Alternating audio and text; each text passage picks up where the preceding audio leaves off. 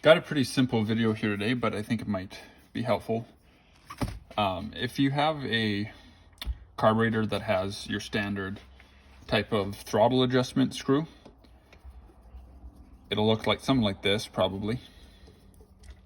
And this is a Motorcraft carburetor, but you can see here the way that these keep their tautness and keep from moving around, tightening or loosening on their own.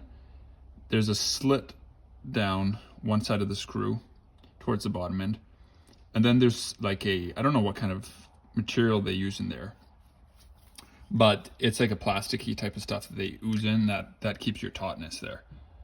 And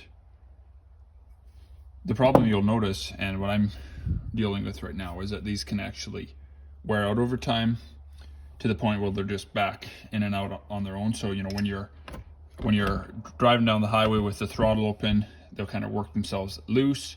And then when you go to stop, your car might stall because the idle drops so low. The idle screw came out, or maybe it'll go in and then your idle will be really high.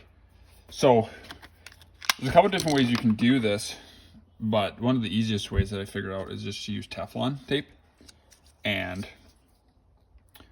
just I have a pretty thin Teflon here, kind of like an air hose type of Teflon or whatever, like an air sealing, and different things you could use for this. But I just put on enough layers until it'll hold really well. And so I tried that on the carburetor on the car, and it seemed to work really well. And because you can try maybe galling the threads or putting more of this on, but the problem that I noticed is it's not so much the screw, it's the aluminum body that it goes into that wears out. So my screw, once it was in it, you could actually rock it back and forth. It was that loose. So anyways, Teflon works really good for getting these to snug up, and I just wanted to share that. Hopefully that was helpful.